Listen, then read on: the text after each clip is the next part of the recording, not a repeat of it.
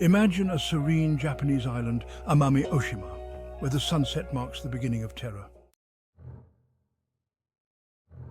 By day it is picturesque, but by night it becomes a domain of fear, ruled by venomous habu snakes. These deadly serpents have a reputation for their formidable bites and lurking presence.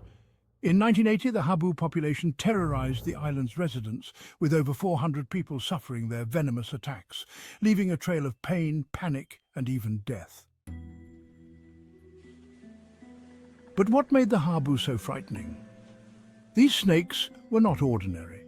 They were apex predators of the reptile world, closely related to rattlesnakes and vipers. As members of the eastern pit viper family, which includes cobras and coral snakes, they possessed venom potent enough to kill within hours.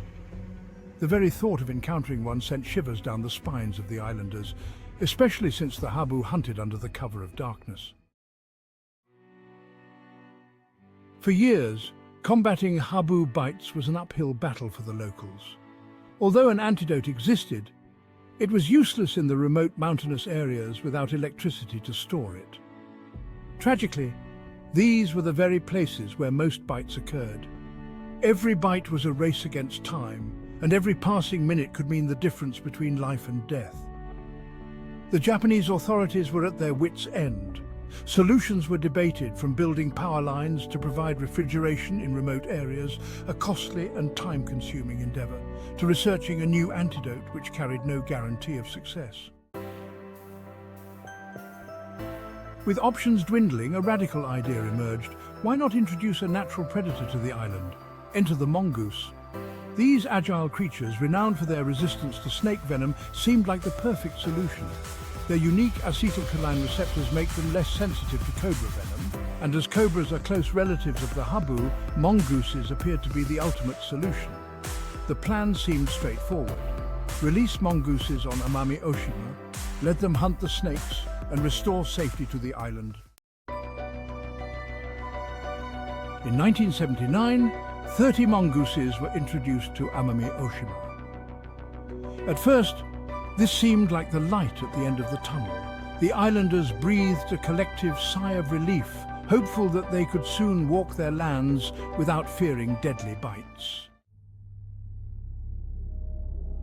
But as is often the case, nature had a trick up its sleeve. The mongooses and habu snakes had entirely different lifestyles. While the mongooses were diurnal and active during the day, the habu were nocturnal hunters, prowling in the dark. These two animals essentially lived in separate time zones, rarely encountering one another.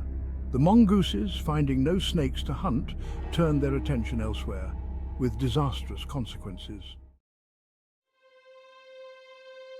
They began preying on the island's native fauna, much of which had evolved in isolation over thousands of years and was ill-equipped to handle such a predator. Among their victims was the Amami rabbit, a living fossil found only on Amami-Oshima and a neighboring island. Birds, small mammals and other endemic species also fell prey to the mongooses, leading to a rapid decline in biodiversity. By 1993, the ecological damage was undeniable.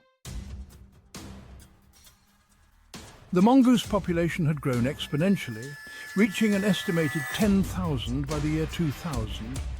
This explosion threatened not only wildlife but also human livelihoods. Mongooses invaded farms, attacking poultry, devouring crops, and spreading diseases. What had started as a hopeful solution had now spiraled into an ecological and agricultural crisis. Realizing the gravity of the situation, the Japanese authorities declared war on the mongooses. In 2000, they formed a dedicated task force known as the Amami Mongoose Busters. This team employed a variety of methods, including traps, poison bait, attractants, and specially trained sniffer dogs to combat the invasive species. Traps were carefully designed to target mongooses specifically, ensuring that native animals were not harmed. The operation was grueling and relentless, lasting nearly 25 years. Entire generations on Amami-Oshima grew up with mongoose hunting as part of daily life. Children born at the beginning of the campaign later joined the effort as adults, contributing to the fight against the invasive species.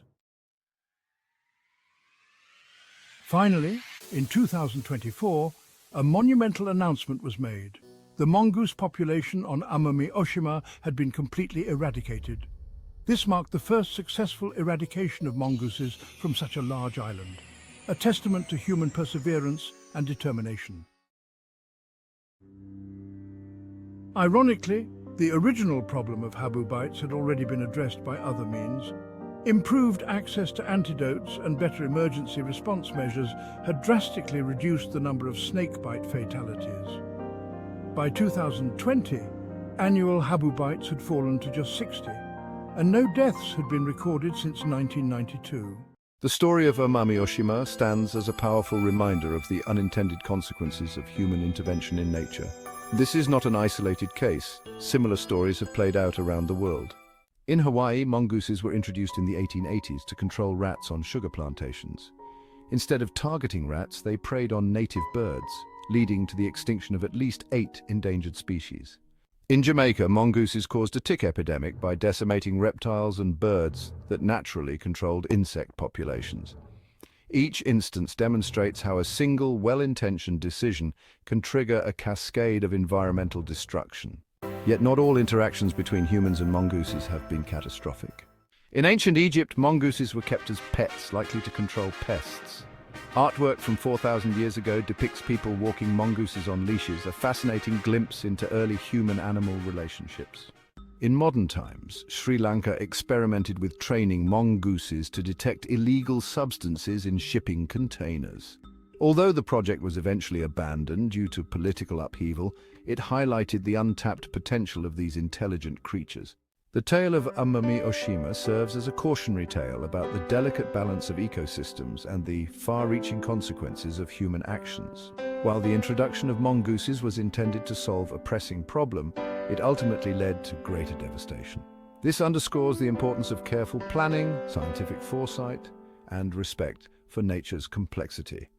In our quest to address immediate challenges, we must remember that nature operates as a finely tuned system. A single misstep can set off a chain reaction, threatening the very fabric of biodiversity. Amami Oshima's story reminds us that true solutions often come not from quick fixes, but from working with nature, understanding its rhythms, and learning from its intricate design.